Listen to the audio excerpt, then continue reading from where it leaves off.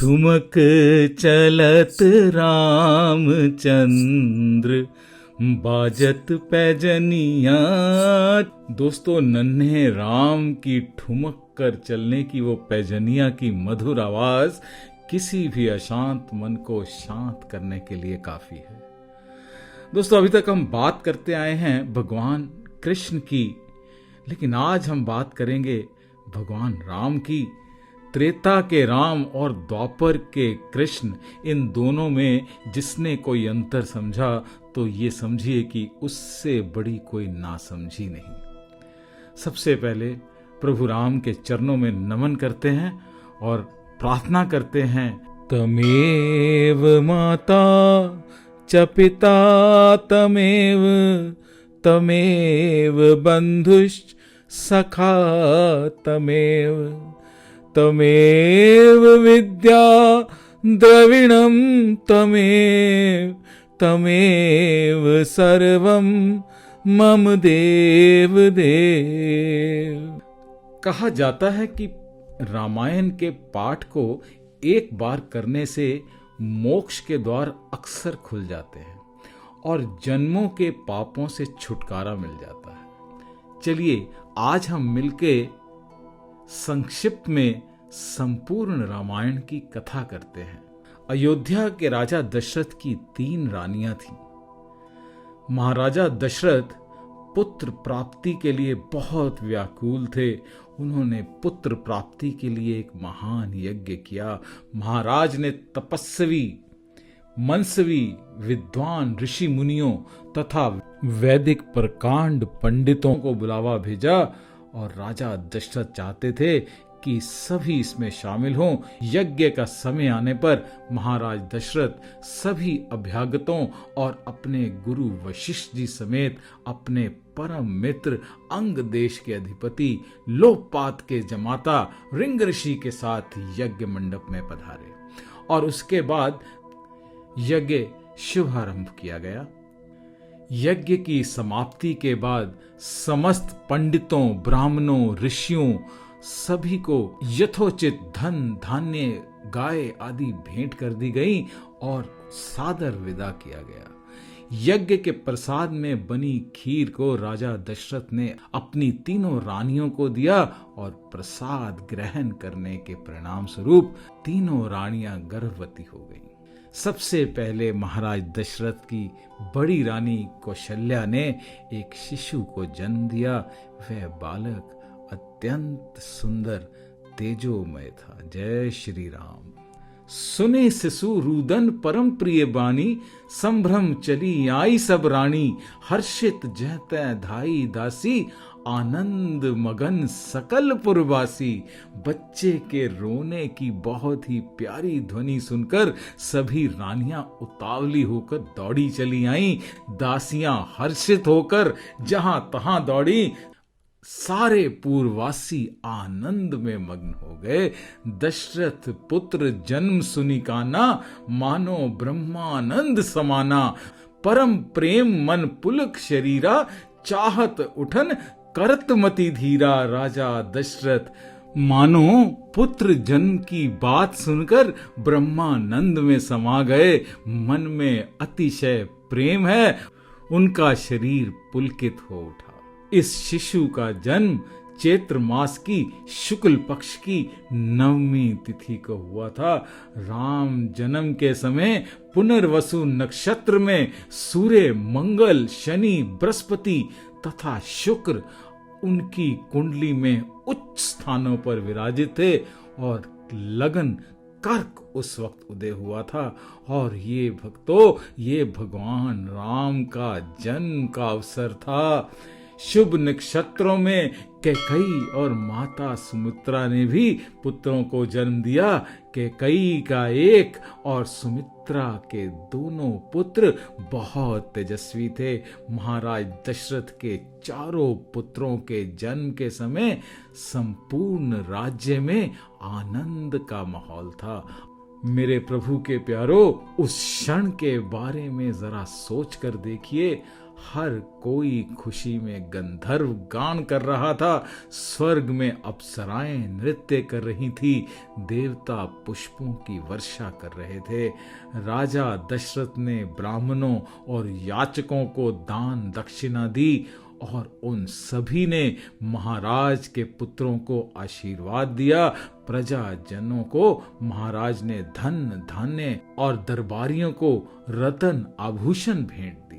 महर्षि वशिष्ठ ने महाराज दशरथ के पुत्रों का नाम रामचंद्र, कैकेयी के पुत्र का नाम भरत और माता सुमित्रा के बच्चों का नाम लक्ष्मण और शत्रुघ्न रखा। जैसे जैसे ये चारों बड़े होने लगे, समय के साथ श्री रामचंद्र अपने गुणों से प्रजा के बीच अत्यंत लोकप्रिय होने लगे। अपनी विलक्षण प्रतिभा के कारण वो बहुत ही कम आयु में समस्त विषयों में पारंगत हो गए। आखिर तो भगवान थे, तो ऐसे क्यों ना होते मित्रों। हर बात में निपुण थे, जैसे हर तरह के अस्त्र शस्त्र चलाने में, हाथी घोड़े की सवारी करने में वे अपने माता पिता और गुरुजनों का बेहद आदर करते थे और उनकी सेवा में हमेशा लीन रहते थे। उनके तीनों भाई भरत, लक्ष्मण और शत्रुघ्न भी उन्हीं का ही अनुसरण करते थे। दोस्तों, यूं ही समय बीतता गया और वो समय आया जब प्रभु राम के विवाह का समय आ गया। ऋषि विश्वामित्र उन्हें मिथिला नरेश राजा जनक की पुत्री सीता के स्वयंवर में लेकर गए। जब माता सीता के विवाह का समय आया तो स्वयंवर में राजकुमारों को एक विशाल धनुष पर प्रत्यंचा चढ़ाने के लिए कहा गया।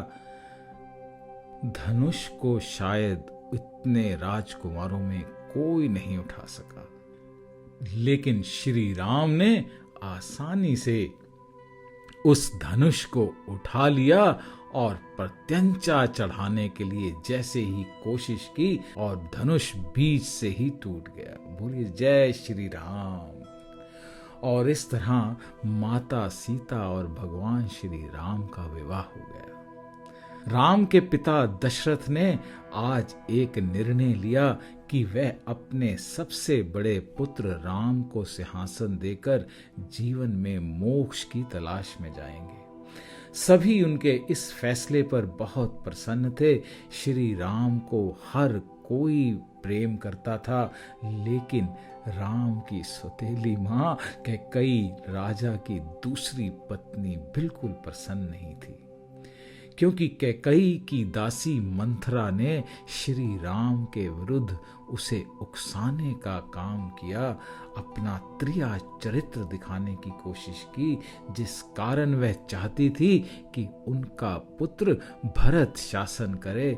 और माता कैकेयी ने राजा दशरथ से अपने वर्षों पहले दिए गए 2 वचनों में राम के लिए 14 वर्ष का वनवास और भरत के लिए राज सिंहासन की मांग रखी। लखी नरेश बात फुरि सांची, तिये मिस मीच शीस पर नाची, गही पद बिने कीन्ह बिठारी, जान दिनकर कुल होश कुठारी। राजा ने समझ लिया कि बात सचमुच सच्ची है। स्त्री के बहाने मेरी मृत्यु मेरे ही सर पर नाच रही है। तदंतर राजा ने कैकेयी के चरण पकड़कर उसे बैठकर विनती की कि तू सूर्य कुल रूपी वृक्ष के लिए कुल्हाड़ी मत बन।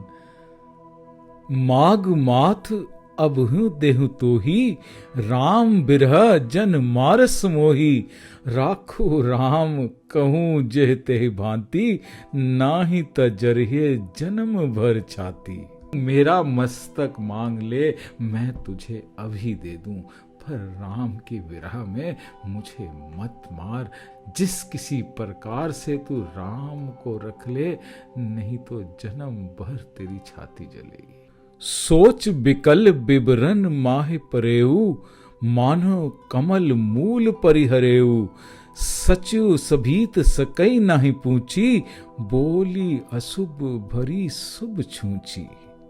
राजा सोच के व्याकुल हैं, चेहरे का रंग उड़ गया, जमीन पर ऐसे पड़े हैं मानो कमल जड़ छोड़कर जल से उखड़कर मुरझाया पड़ा हो।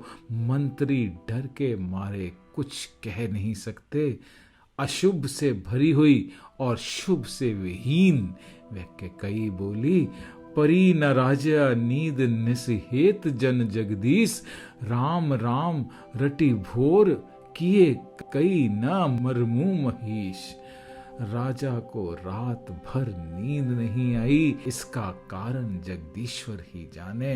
उन्होंने राम राम रटकर सबेरा कर दिया, परंतु इसका भेद राजा कुछ भी नहीं बतलाते।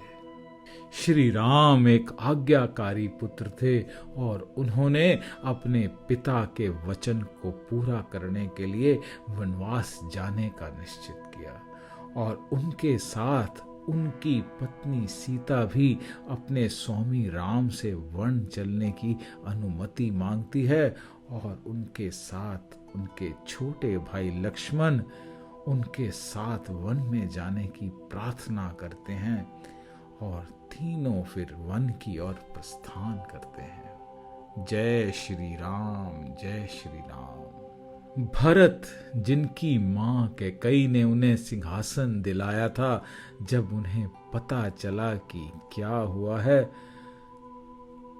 तो अपनी मां के द्वारा रचे गए षड्यंत्र को सुनकर उनके अश्रुओं की धारा नहीं रुक रही थी।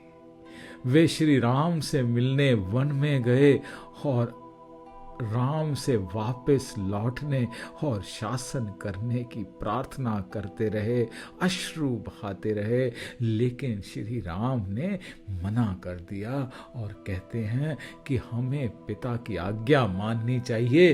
तब भरत राम की खड़ाऊ लेते हुए भरत ने बोला, मैं इन्हें सिंहासन पर रखूंगा, इन्हीं के नीचे बैठकर अयोध्या का राज और पाठ संभालूंगा। राम को गले लगाकर भरत अयोध्या लौट गए। दोस्तों, यहाँ पे प्रेम की एक अलग परिकाष्ठा है। प्रभु राम का अपने भाइयों के प्रति प्यार, उनके भाई भरत और उनके लक्ष्मण जो स्वयं खुद ही उनके साथ चल दिए, जबकि उन्हें किसी ने कोई भी श्राप नहीं दिया था, किसी तरह का उनके लिए कोई जरूरी नहीं था उनके साथ जाना, लेकिन यही प्रेम उनको भगवान राम के साथ लेके चला गया। समय यूं ही बीतता गया और प्रभु राम, माता सीता और भ्राता लक्ष्मण वन में खुशी से रहते हुए उन राक्षसों का वध करते हैं जो वहां पे ऋषियों को उनका ध्यान लगाने से परेशान करते थे। एक दिन एक राक्षस राजकुमारी शूर्पणखा राम लक्ष्मण को बहकाने की कोशिश करती है। माता सीता पर प्रहार करने का प्रयास करती है और लक्ष्मण उनकी नाक काट देता है और वहां से उन्हें भगा देते हैं। वह अपने भाई लंका नरेश 10 सिर वाले रावण की ओर लौटती है और अपने भाई को माता सीता की सुंदरता का व्याख्यान करती है और अपना कटा हुआ नाक और अपनी ये हालत दिखाती है। और रावण बदला लेने के लिए सीता हरण की योजना बनाता है। वह एक सुनहरा हिरण भेजता है। राम और लक्ष्मण हिरण का शिकार करने के लिए उसके पीछे जाते हैं। लक्ष्मण जाने से पहले माता सीता की सुरक्षा के लिए कुटिया की ओर चारों ओर एक रेखा बना देते हैं और माता सीता को चेतावनी देते हैं कि जब तक वह इस घेरे से बाहर नहीं निकल जाती तब तक वह पूर्णतया सुरक्षित रहेंगी।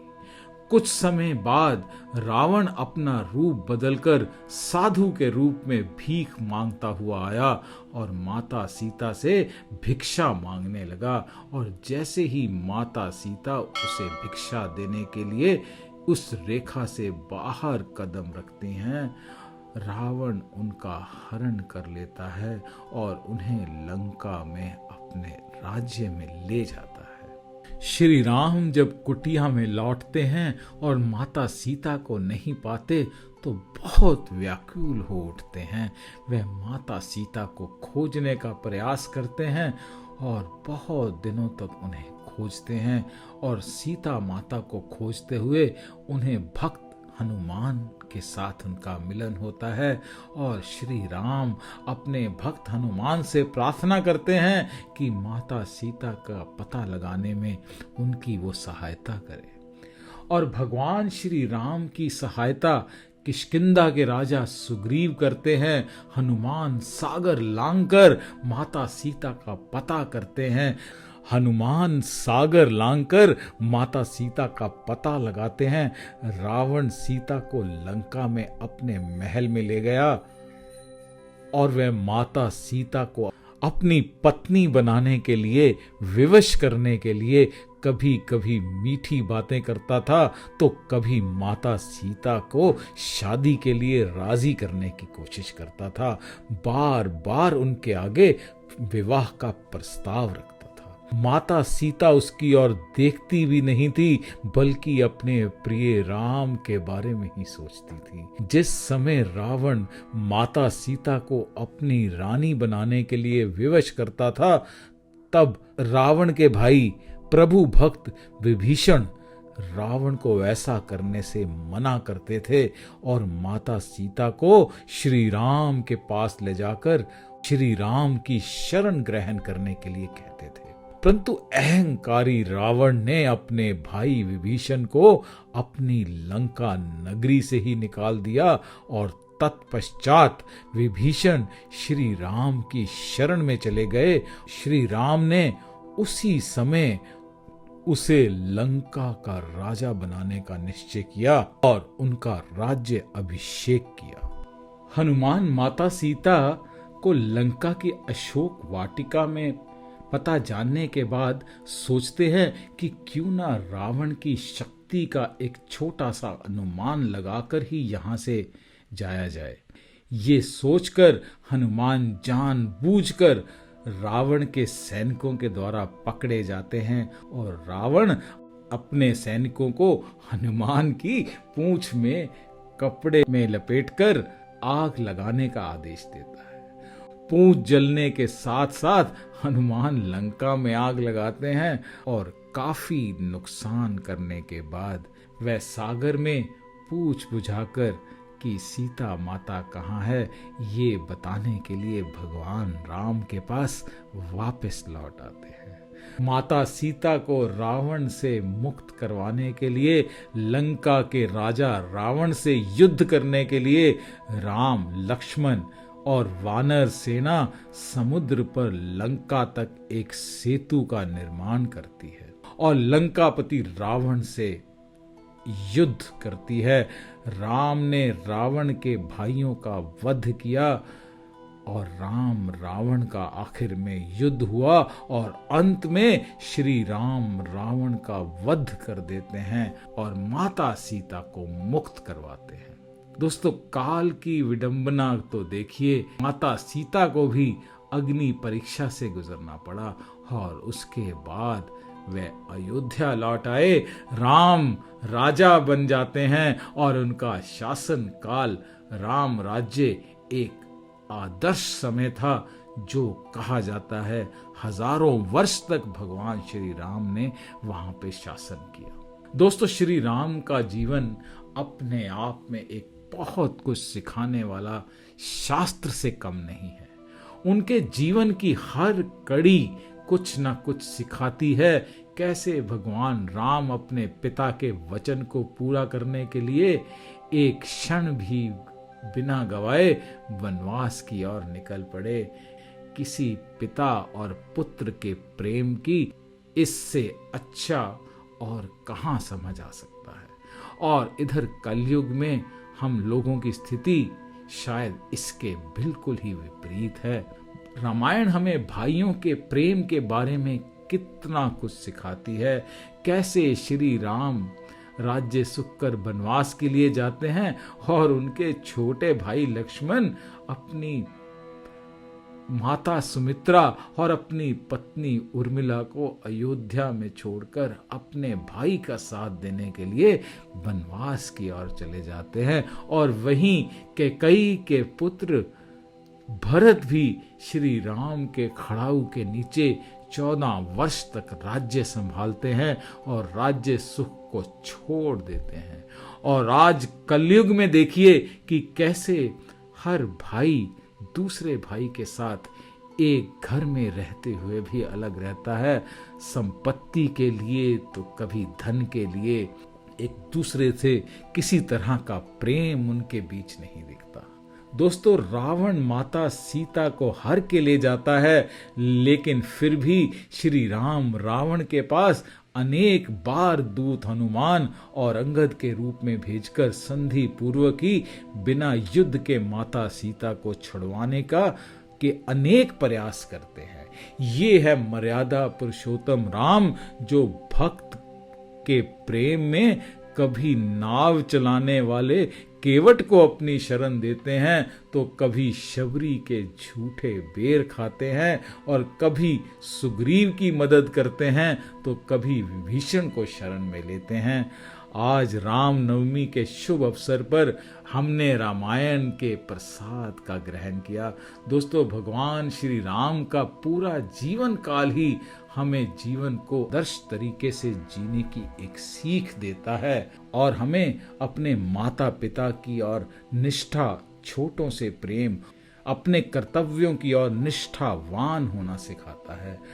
आज हम भगवान राम के इस जीवन से प्रेरणा लेकर उनकी तरह जीवन जीने का प्रयत्न करते हैं। बहुत जल्दी लौटूंगा दोस्तों आपके साथ अपने इसी चैनल सोल थॉट्स पे। इस चैनल को पसंद करें, सब्सक्राइब करें और प्रभु भजन में लगे रहें। जय श्री राम।